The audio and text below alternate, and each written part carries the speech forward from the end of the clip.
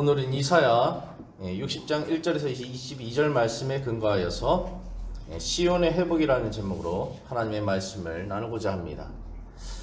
이 과거 이스라엘 백성들, 남유다 백성을 생각해 볼 때 그들은 하나님 앞에 패역한 백성들이었습니다. 그래서 그러한 하나님의 백성들을 심판하기 위해서 하나님은 직접 예루살렘에 심판의 깃발을 꽂으셨습니다. 그 깃발을 보고 이방 나라 군대를 불러 모으셨죠. 그래서 이방 나라 바벨론 군대에 의해서 전쟁으로 예루살렘 성벽과 성전은 무너져 버렸습니다. 남유다는 처참하게 멸망당하였죠. 따라서 이 예루살렘은 자녀를 잃고 재물을 잃고 가축을 잃고 빛을 잃어 어둡고 캄캄한 시절을 보내야만 했습니다. 하나님은 이렇게 아무런 빛도 없는, 아무런 희망도 없는 예루살렘에게, 즉 시온에게 다시 회복을 명령하십니다. 그 일환으로서 하나님께서는 바벨론 유배지에 있는 하나님의 백성들로 하여금 다시 고국 이스라엘 예루살렘 땅에 돌아와서 하나님의 나라를 재건할 수 있는 기회를 제공하셨습니다. 그럼에도 불구하고 그들은 다시 회개하여서 하나님 앞에 우상 숭배하였고 또 하나님 앞에 인신 제사까지 음행까지 하는 많은 범죄 가운데 나가게 됩니다. 더더군다나 백성을 섬겨할 지도자들은 오히려 타락하여서 자신의 이익만을 추구하면서 사회의 정의와 공의를 무너뜨리고 의인들을 죽이는 일들이 발생하게 됩니다. 그럼에도 불구하고 하나님께서는 오늘 이 본문을 통해서 그런 완악한 하나님의 백성임에도 불구하고 다시 시온의 회복을 명령하시는 것을 볼 때 하나님의 사랑은 그저 놀라울 따름입니다. 그래서 하나님은 계속해서 이 시온의 회복을 예언자를 통하여서 강력하게 선포하면서 이 예언을 듣고 하나님의 말씀에 반응한 자, 그 소수라도 데리고 하나님의 나라를 재건할 것을 이렇게 말씀하십니다. 자, 오늘 본문 1절을 보면은 일어나라 빛을 발하라 이는 내 빛이 이르렀고 여호와의 영광이 내 위에 임하였다라고 말하고 있습니다. 달에게는 빛이 없지만 달이 태양 빛을 받아서 밝게 빛나듯이 하나님께서는 이 시온에 빛이 되어 주셔서 빛이 없는 이 시온을 환하게 비추겠다고 말씀하시는 것입니다. 그래서 이스라엘이 잘나서가 아니라 똑똑해서가 아니라 능력이 있어서가 아니라 오로지 하나님 때문에 빛날 것이다 라고 이렇게 강조하시는 것입니다. 그래서 하나님의 빛이 이르렀고 여호와의 영광이 내 위에 임하였습니다. 이 빛은 우리가 육안으로 가장 밝게 빛나게 볼 수 있는 정오의 태양보다도 더 밝은 빛이 되어서 이 시온이 정말로 이 세상 전체를 비추며 나아갈 것을 이렇게 말씀합니다. 그런데 이러한 하나님의 축복을 누리기 위해서는 이 귀한 공동체가 선택해야 될 선택의 몫이 있습니다. 그것은 뭐냐면은 일어나야 된다는 겁니다. 일어날 때에만 빛을 발할 수 있다는 겁니다. 그래서 하나님의 약속은 항상 회개와 순종을 전제로 하고 있습니다. 그냥 금나라 뚝딱같이 임하는 복이 아니라는 것입니다. 철저하게 하나님 앞에 회개하고 돌이킬 때에만 이 복을 누릴 수 있는 것이죠. 그래서 일어나라라는 이 한마디 속에, 이 명령 속에는 회개와 다시 한번 정의와 공의의 길로 하나님께 순종하는 야훼의 길로 걸어갈 것을 촉구하는 것입니다. 우상 숭배를 버려야 된다는 결단이 포함되어 있는 것입니다. 그래서 귀한 공동체는 예언자를 통해서 일어나라 빛을 발하라는 이 짧은 구절 가운데 강력한 도전을 받는 것입니다. 그래서 자신들이 하나님 앞에 배역하여 우상 숭배하고 음란하고 불의를 행하고 정의와 공의를 굳게 하고 의인들을 쳐서 죽였던 그 모든 과거들을 뒤로하고 회개하고 돌이켜야 할 숙제가 남아있는 것입니다. 그러할 때 정말로 그 삶에서 돌이킬 때 일어날 때에 하나님의 빛이 이르러서 정말 시온이 영광이 될 것이라고 강력하게 말하는 것입니다. 그래서 항상 하나님의 언약은 우리의 순종을 전제로 하고 있다 이렇게 보면 되겠습니다. 2절로 가보면 보라 어둠이 땅을 덮을 것이며 캄캄함이 만민을 가리려니와 오직 여호와께서 내 위에 임할 것이며 그의 영광이 내 위에 나타나리니. 과거 심판받아서 어둡고 캄캄했던 땅이, 어둡고 캄캄했던 현실이, 그런 현실로 인해서 비참하게 내몰렸던 그런 인생들이, 예루살렘이 이제는 하나님의 빛으로 인해서 어둡고 캄캄함에서 벗어나 빛 가운데로 나아갈 것이다 강력하게 말합니다. 3절에 더불어서 나라들은 내 빛으로, 왕들은 비치는 내 강명으로 나아오리라.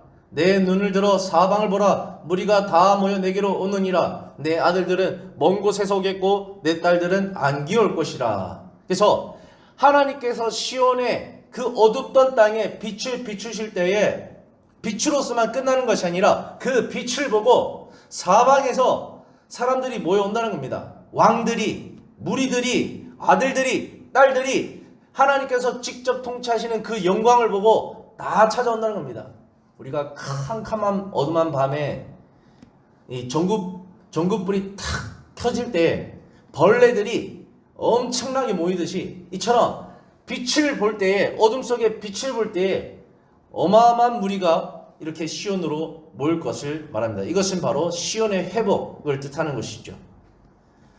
5절에 보면 그때 내가 보고 기쁜 빛을 내며 내 마음이 놀라고 화창하리. 어떻게 이런 일이 있을 수 있을까? 불가능에 가까운 일이 있죠. 어떻게 망했던 그 작은 나라가 다시 재건될 수 있겠느냐? 이건 사실 불가능한 겁니다. 어떻게 바벨론 유배지에 있던 그 소수 민족들이 어떻게 그 먼 길을 걸어서 어떻게 다시 예루살렘 땅으로 귀환할 수 있는가? 그리고 그 나라를 재건할 수 있는가? 이건 설명이 안 되는 부분입니다. 오로지 이 세상을 통치하시고 주관하시는 하나님께서 난 무조건 예루살렘, 이스라엘을 재건케 하시겠다는 뜻이 있었기 때문에 가능했던 것이지, 사실 역사적인 흐름에 봤을 때는 절대 불가능한 것이었습니다. 그래서 이런 일을 볼 때에 기쁜 빛을 내며 마음이 놀라고 화창하리니, 너무 놀라운 거죠. 이는 바다의 부가 내게로 돌아오며 이방 나라들의 재물이 내게로 올 것입니다. 하나님의 회복은 이 사람들이 모이는 것에서 끝나지 않고 이제 재물이 모이는 것을 보게 되어집니다. 그래서 바다의 부가 내게로 돌아오며 이방 나라들의 재물이 내게로 옴이라. 6절에 허다한 낙타, 미디안과 에바의 어린 낙타가 내 가운데 가득할 것이며 스바 사람들의 금과 유황을 가지고 와서 여호와의 찬송을 전파할 것이며 게달의 양무리는 내게로 다 모일 것이요 느바요새 순양은 내게 공급되며 내 제단에 올라 기꺼이 받음이 되리니 내가 내 영광의 집을 영화롭게 하리라. 재물이 이제 시온에 확 모이게 되는데, 엄청난 재물이 모이게 되는데, 이건 누구를 위한 것이냐? 하나님 섬기기 위해 준비된 것이라고 이렇게 말하고 있는 것입니다. 그래서 회개한 하나님의 백성들은 꼭 기억해야 됩니다. 하나님께서 주시는 물질의 축복은 하나님 섬기라고 준 것이지 내 욕망을 채우고 내 자아실현을 위해서 준 것이 아니라는 것입니다. 그래서 하나님께서는 반드시 영육간의 회복을 하실 때에 물질의 축복도 주십니다. 근데 그 물질은 오로지 하나님 섬기기에 쓰라고 주신 것입니다. 과거 사실 다윗 때, 솔로몬 때 얼마나 많은 부귀영화를 주셨습니까? 그거 왜 주셨습니까? 하나님 섬기라고 주셨죠. 근데 그 재물을 우상 숭배에 쓰는 순간 그 재물은 이제 나라가 멸망함으로 다 날아가게 되었죠.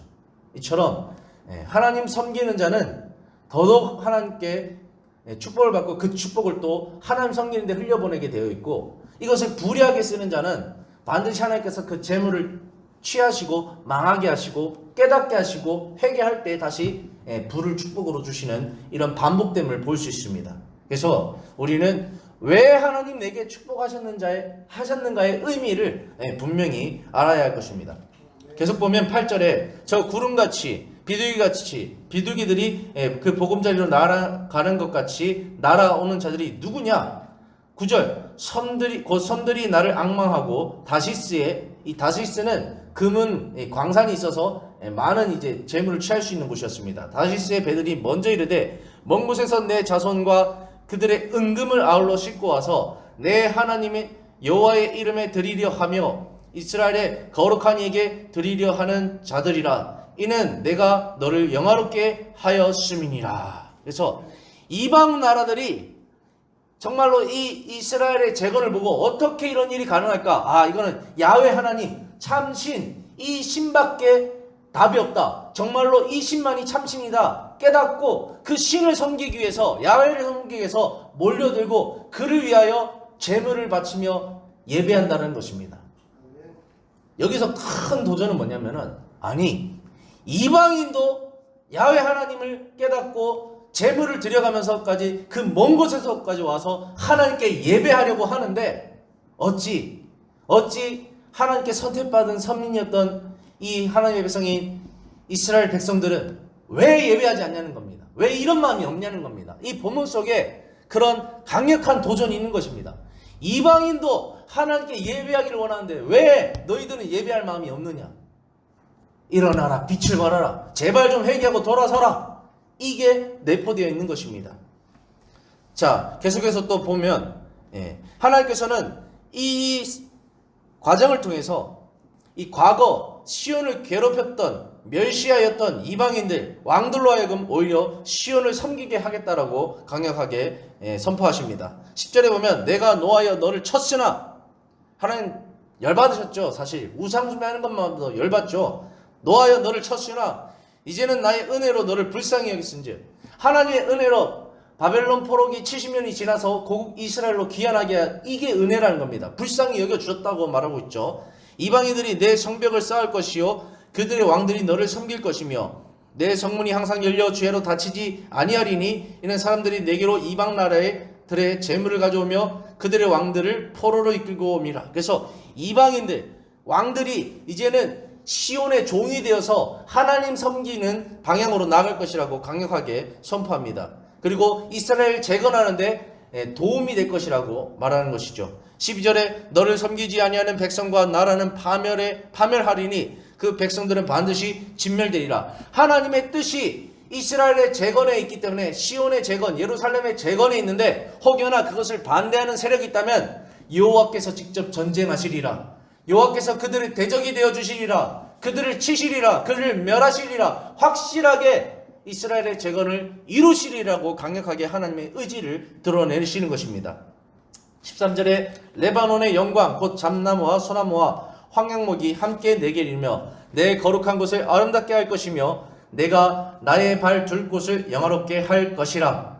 14절에도 너를 괴롭히던 자의 자손이 몸을 굽혀 내게로 나오며 너를 멸시하던 모든 자가 내 발 아래 엎드려 너를 일컬어 여호와의 성읍이라 이스라엘 거룩한 이의 시온이라 하리라. 하나님의 절대 주권 앞에, 하나님의 영광 앞에, 위엄 앞에, 시온의 회복 앞에 다 무릎 꿇게 되어 있다는 겁니다. 누가? 괴롭혔던 이방인들, 멸시하였던 이방인들이 예루살렘이 멸망할 때 다 혀를 ጭጭ 찼죠. 역시나 내 그럴 줄 알았어.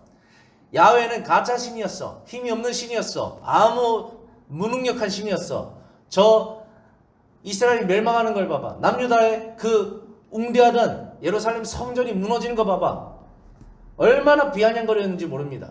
그들을 괴롭히고 멸시하고, 그러나 상황이 역전되어서 야훼께서 이 시온을 회복하시는 그 모습을 보고 그동안 비판했던, 비아냥거렸던, 혀를 찼던, 그 다음에 이제 나라 없는 백성을 괴롭혔던, 멸시했던 그 모든 방향성에서 역전시켜서 오히려 시온의 종이 되게 하겠다라는 강력한 하나님의 의지를 드러냅니다. 15절에도 전에는 과거 내가 버림을 당하며 미움을 당하였으므로 내게로 가는 자가 없었어. 참 인생이란 게 그렇습니다. 나라도 마찬가지지만 인생도 돈 없으면 쪽박 차는 겁니다. 돈 없으면, 능력이 없으면 주위의 사람들이 다 떠납니다. 그러나 돈이 있고 다시 그 생활이 재건되어지면 기가 막히게 또 사람이 모입니다. 이런 것처럼 하나님께서는 이제 전에는 멸망당해서 보잘것없어서 다 떠났지만 내게로 가는 자가 없었으나 이제는 하나님께서 이 시온을 축복하시고 회복하셔서 내가 너를 영원한 아름다움과 대대의 기쁨이 되게 하리니, 그래서 많은 사람이 나오고 많은 재물이 모이는 정말로 강국이 되는 부흥하는 그런 모습을 그려내고 있습니다. 16절에 내가 이방 나라들의 젖을 빨며, 이 젖을 빤다는 것은 이제는 이제 종주주국이 되어서 속국에게 조공과 공물을 이렇게 받듯이 이제는 이방 나라들이 너에게 조공과 공물을 바치게 될 그만큼 부국 광명한 나라가 될 것이다 라고 말하는 것입니다. 나 여호와는 내 구원자, 내 구속자, 야곱의 전능자인 줄 아니라. 그런데 이것이 너의 능력에 있는 것이 아니라 오로지 나의 능력에 있다. 내가 전능자고 내가 구속자고 내가 구원자이기 때문에 이것이 가능하다는 것을 강력하게 드러내는 것입니다. 이렇게 하나님께서 스스로 자신을 어필하는 것은 우상 그만 섬겨라는 겁니다. 이렇게 위대한 하나님이 너의 구속자, 전능자, 구원자인데 이런 하나님을 의지하지 왜 어리석게 우상 숭배하고 있냐? 이렇게 도전적인 질문이 있는 것입니다. 하나님께서 통치하시는 시온은 그 미래가 밝고 화창합니다. 17절에 계속 보면 내가 금을 가지고 놋을 대신하며 은을 가지고 철을 대신하며 노소로 나무를 대신하며 철로 돌을 대신하며 화평을 세워 관원으로 삼으며 공의를 세워 감독으로 삼으리니, 이 금을 가지고 놋을 대신한다는 것은 보다 나은 삶을 추구하는 것이죠. 은을 가지고 철을 대신하는 것은 철보다 은이 값어치가 있잖아요. 그래서 계속해서 보다 더 좋은 방향으로 나가는 하나님이 통치하시는 시온은 갈수록 좋은 길로 나갈 수밖에 없음을 이렇게 그려내고 있는 것입니다. 화평을 세워, 이제는 화평을 세워서 이 사회 가운데, 이 귀한 공동체의 사회 가운데 눈물 흘리는 일이 없도록, 불의를 당해서 억울한 일이 없도록 하나님께서 화평으로 세우겠다. 직접 관원을 삼으시겠다는 겁니다. 공의를 세워 감독으로 삼으시겠다는 겁니다. 잘못된 재판이 이루어지지 않도록 하나님의 뜻을 이루어 나가시겠다라고 이렇게 말합니다.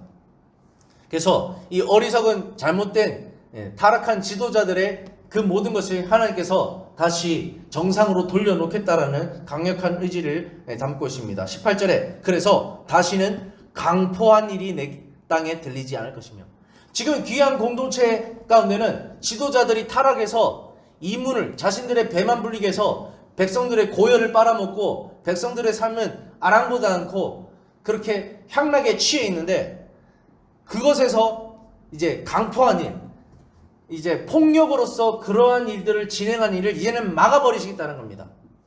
그죠? 하나님께서 직접 지도자가 되어주시겠다라고 말하는 것이죠. 그래서 황폐와 파멸이 내 국경 안에 다시 었을 것이며, 백성들의 삶은 사실 귀환에서 잘 살 줄 알았어요.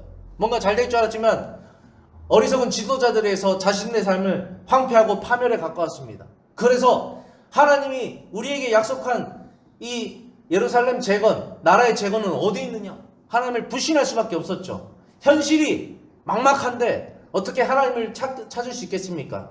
그래서 이 모든 기인이 불의한 지도자에게 있었고, 하나님께서 이제는 그러한 지도자들을 폐하시고 자신이 지도자가 되어주셔서 그 모든 일들이 없을 것이라 말하는 겁니다. 내가 내 성벽을 구원이라 내 성문을 찬송이라 부를 것이라. 그래서 하나님 백성들이 구원의 노래를 부르며 찬송하며 나갈 수 있는 환경을 만들어 주시겠다라고 말합니다.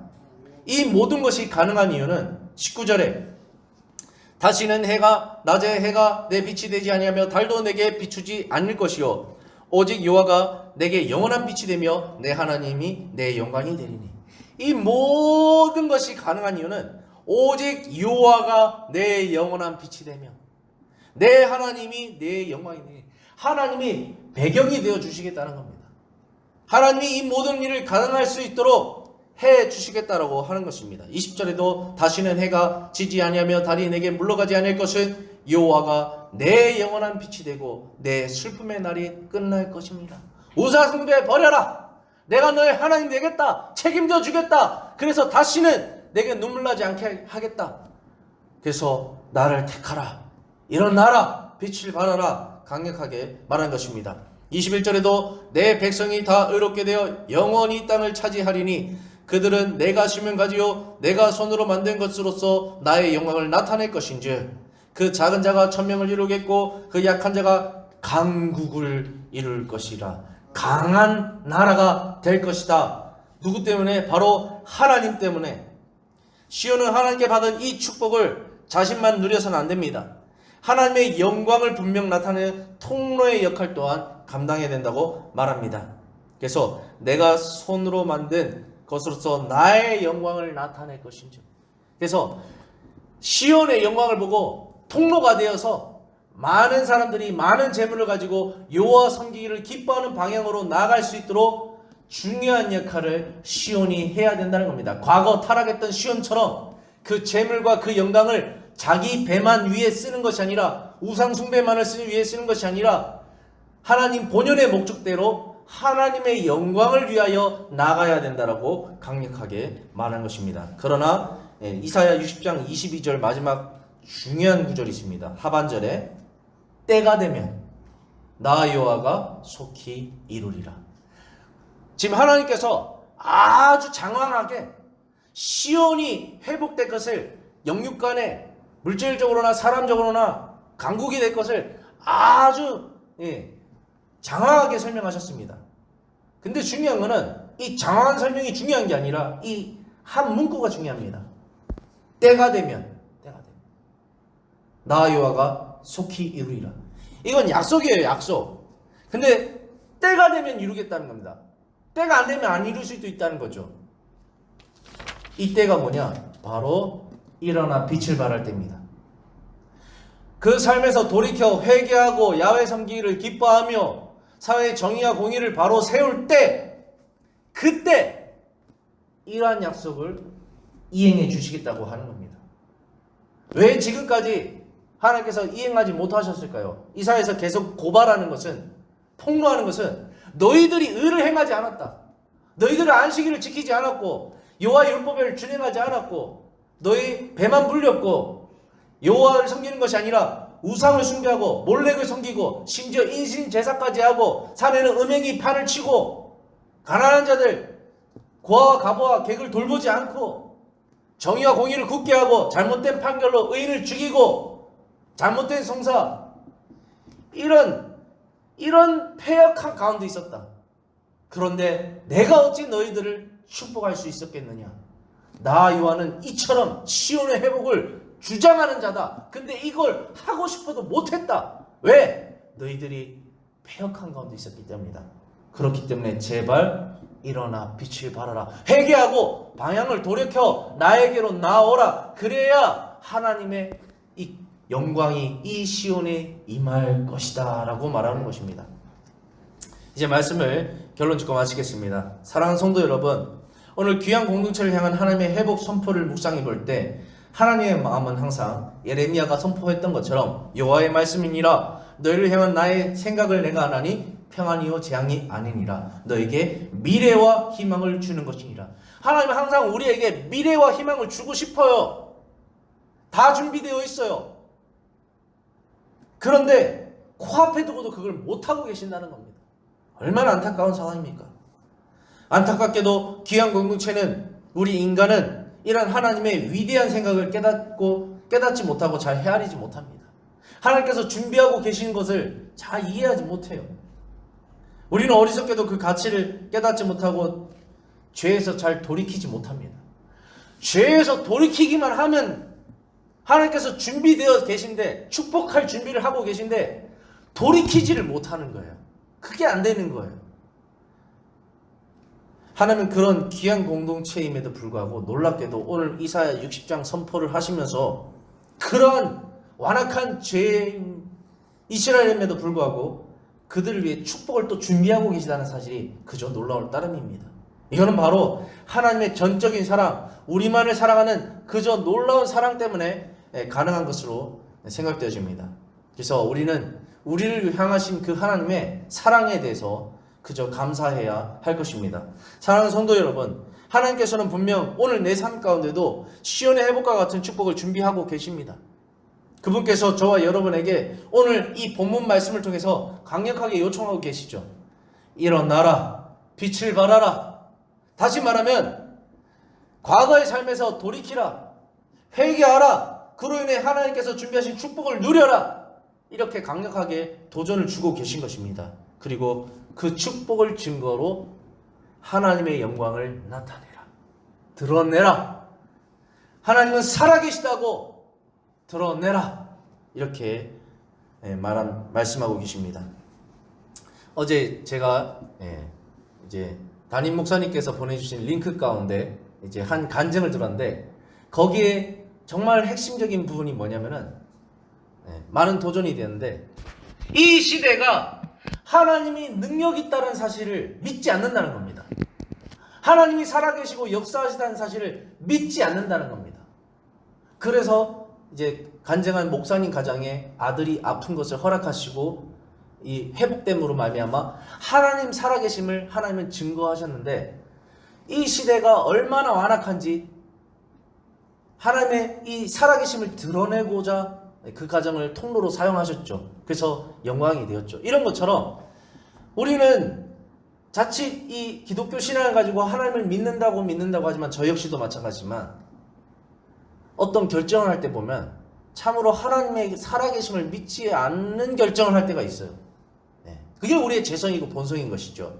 그래서 오늘 본문이 우리에게 강력하게 도전을 주는 것은 하나님은 분명 전능자, 구속자, 능력자신데 하나님은 분명히 우리에게 위대한 일을 정말 우리를 기쁘게 하고 우리를 화창하게 할 일을 준비하고 계신데 우리가 못 누리는 것은 우리가 이 귀한 공동체의 중심과 같이 하나님 못할 거야. 에이, 하나님 어떻게 해. 그냥 우상이나 섬기자. 이런 마음을 우리 역시 내면 깊숙한 곳에 불신으로 가지고 있다는 겁니다. 그래서 사실 우리가 복을 누리지 못하는 부분이 있는 것이죠. 그래서 오늘 본문은 그러한 중심과 사상에 대해서 강력하게 도전을 주고 있는 것입니다. 사랑하는 성도 여러분, 오늘 나의 삶을 완전히 새롭게 하실 하나님을 기대하고 그분의 말씀에 순종함으로 반응하며 하나님의 크신 역사를 경험하는 우리 모두가 되기 위해서 반드시 일어나 빛을 발하는 우리 모두가 되었으면 좋겠습니다. 기도하겠습니다.